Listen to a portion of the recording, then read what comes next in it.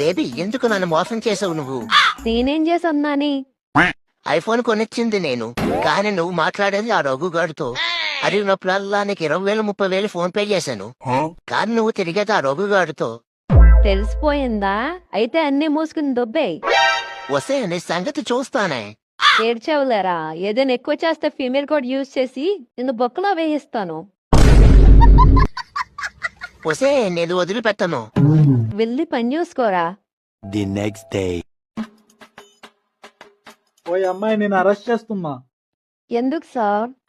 మీ ఇద్దరు కలిపి దొంగతనం చేసినందుకు. దొంగతనమా? నాకు తెలీదు. పార్ట్నర్, నా తప్పు ఒప్పుకున్నాను, నీ తప్పు కూడా ఒప్పుకో. అతను ఎవడో నాకు తెలియదు సార్.